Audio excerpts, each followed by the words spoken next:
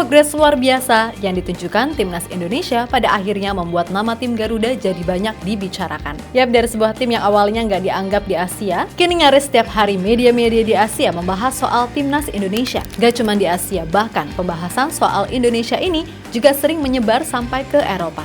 Hal itu tidak lepas dari program naturalisasi besar-besaran yang dilakukan oleh PSSI dalam menggait pemain keturunan Indonesia. Nah, melihat gimana sekarang posisi Indonesia yang sukses untuk pertama kalinya menembus round 3 kualifikasi Piala Dunia 2026 zona Asia, membuat banyak pihak makin penasaran terutama soal persiapan dan peluang Indonesia yang kita tahu tergabung di grup neraka bersama 3 tim langganan Piala Dunia. Atas dasar itulah mungkin media-media di Vietnam yang tahu sendiri kan hobinya julitin Indonesia, diketahui merasa iri dengan segala hal yang terjadi dengan tim Garuda. Sebab mereka merasa seharusnya Vietnam lah yang layak berada di posisi itu, bukan Indonesia. Gitu amat.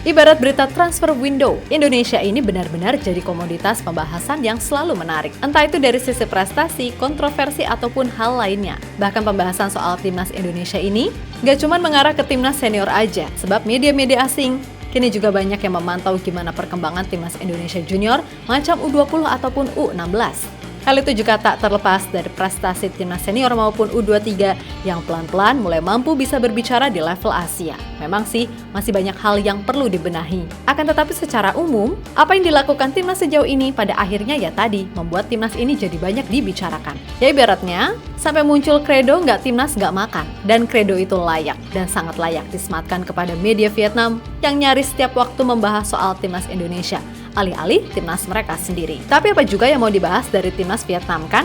Gak ada juga. Mungkin fokus menatap Piala AFF aja.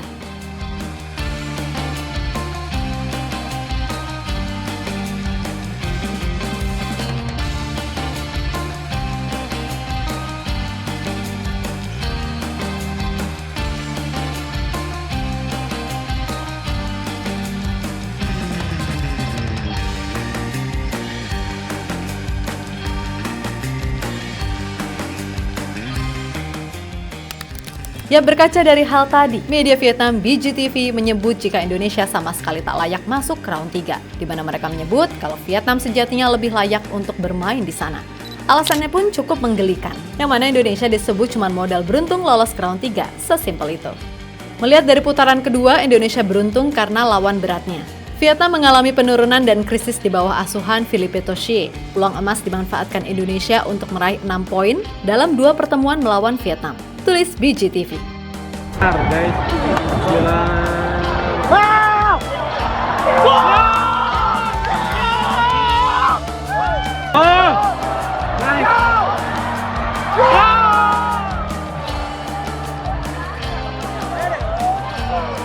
Abi dong. Bisa. Go. Yes. Go. Lebih lanjut, media Vietnam lainnya, Geo Duc Toi Dai, merasa heran dengan prediksi pandit dari channel The Give and Go terkait peluang Indonesia di round 3. Ya, menurut pandit-pandit tersebut, Indonesia sangat-sangat bisa untuk finish setidaknya di posisi 4 klasemen akhir untuk kemudian bertarung di round 4. Tentu saja, melihat gimana 2 pandit ternama tersebut memuji Indonesia, membuat media Vietnam yang namanya cukup belibet kalau diucapin itu merasa nggak habis pikir. Sebab menurut media tersebut, Indonesia sama sekali tak punya pengalaman dan ranking FIFA-nya paling rendah. Maka dari itu, apapun yang terjadi, mereka menganggap kalau nasib Indonesia nggak akan jauh beda sama nasib Vietnam dan Thailand di 2 edisi sebelumnya.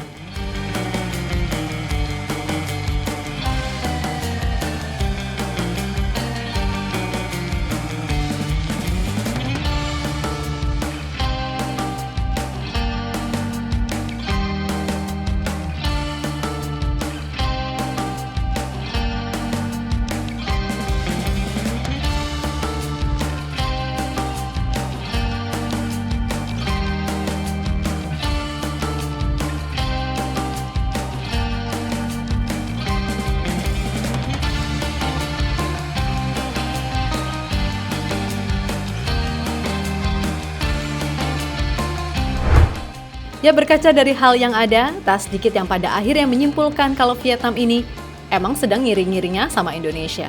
Pertama, PSSI berhasil mendatangkan tim kaliber juara dunia Argentina untuk mau uji coba melawan Indonesia. Dan itu ibaratnya menjadi gebrakan awal seluruh media asing mulai intens memantau Indonesia. Kedua, Indonesia berhasil menghajar mereka 3 kali beruntun termasuk 3-0 di kandang sendiri. Ketiga, Indonesia mampu mencuri perhatian banyak media asing, tak kalah mampu tampil bagus di Piala Asia Senior dengan skuad tim termuda dan lolos ke 16 besar untuk pertama kalinya. Keempat, Timnas U23 Indonesia berhasil mencetak sejarah lolos semifinal Piala Asia dengan status tim debutan, yang mana dalam perjalanannya mampu mengalahkan tim-tim kuat seperti Australia, Jordania, dan Korea Selatan. Kelima, Indonesia jadi satu-satunya wakil ASEAN yang tembus round 3 di kualifikasi Piala Dunia 2026 zona Asia. Gak cuma sekedar tembus, namun Indonesia juga mendapatkan banyak atensi serta jadi bahan perbincangan banyak negara-negara kuat di Asia. Keenam, skuad Timnas Indonesia kini benar-benar menjadi skuad yang paling mewah di ASEAN karena dihuni banyak pemain dari Eropa dan semua tahu itu nantinya akan terus bertambah seiring niat PSSI untuk membuat tim Garuda bisa bersaing di round 3 ini. Dan yang ketujuh, Ketua Umum PSSI yang sekarang punya kedekatan khusus dengan Presiden FIFA.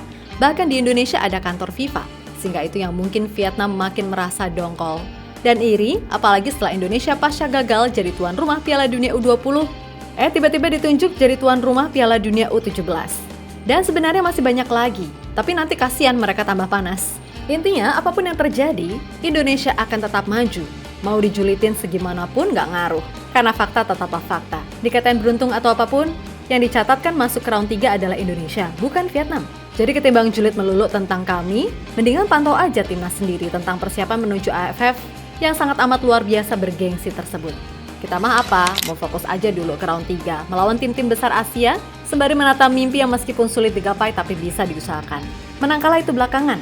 Yang penting apa? Yap, lolos round 3, oke?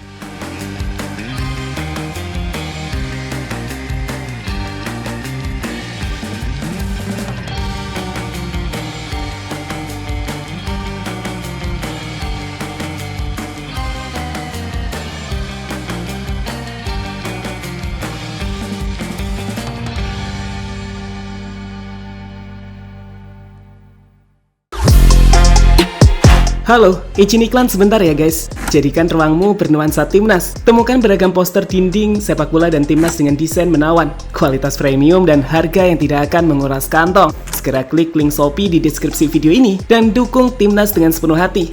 Mulai dari dinding rumahmu.